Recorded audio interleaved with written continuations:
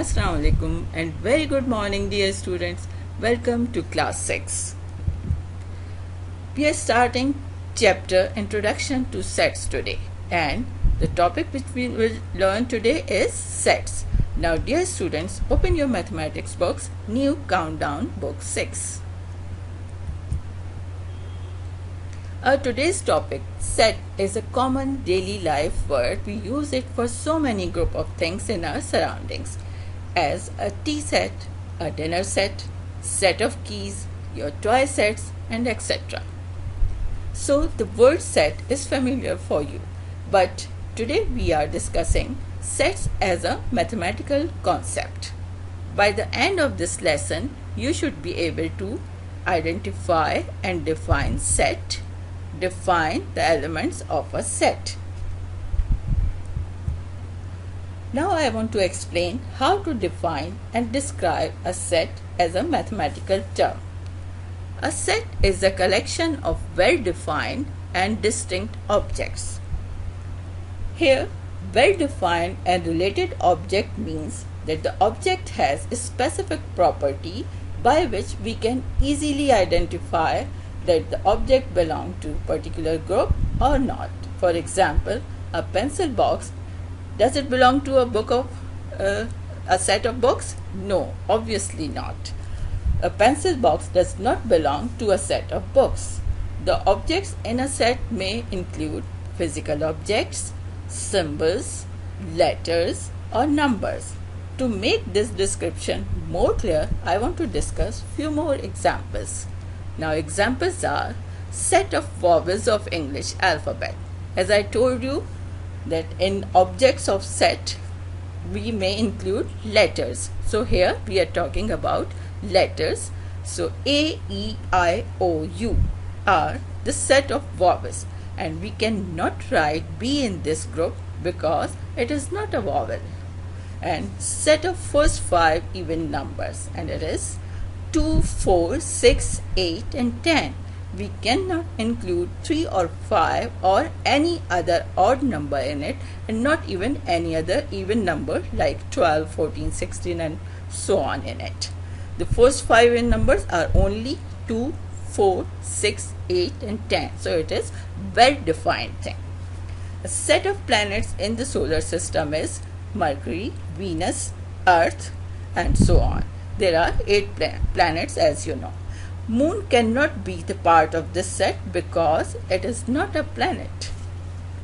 The basic concept of set will be reinforced by watching a video about introduction to sets.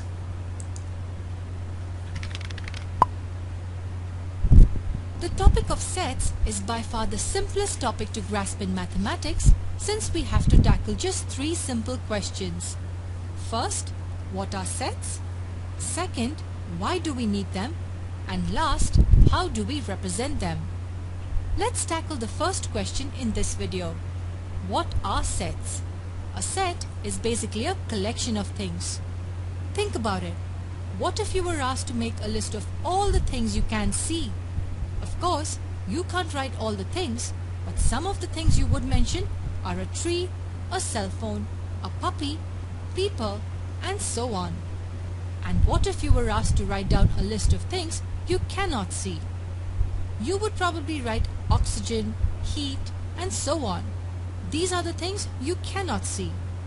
A set is a collection of elements, yes, but they have to be related in some way. Let us look at a few more examples to understand better. Try to list down all the cricket-playing nations you know of. I would probably have said India, England, Australia, Pakistan, and so on.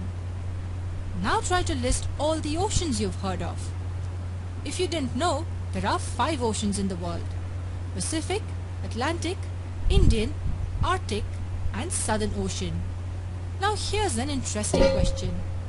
Can we make a set of elements for all the questions you're asked for? The answer is no, not necessarily.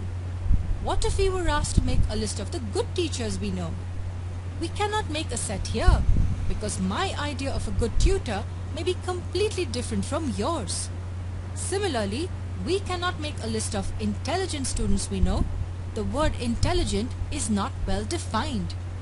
So remember, another important characteristic of sets is that the elements in it should be well defined. All the elements in a set should be related and well defined.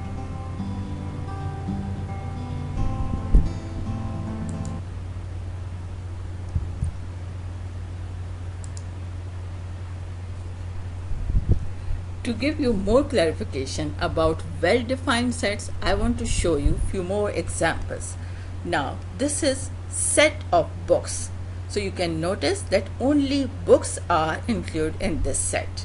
And this is a T set, and this is set of planets, and this is set of pet animals.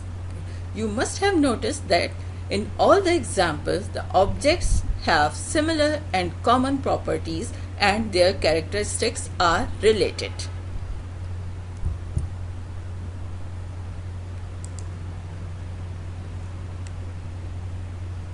There are some collections which cannot be considered as set because the terms are not well defined, as some collections are not considered as sets because the terms are not well defined, as a group of smart students, a group of interesting books, a group of generous people, a group of tasty dishes.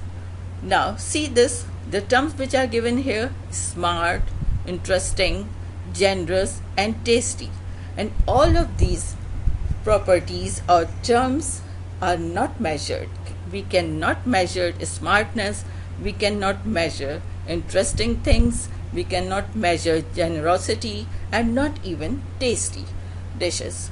So these collections we cannot write as sets, and these words are different from individual to individual, as a dish is tasty for me but maybe you don't like it.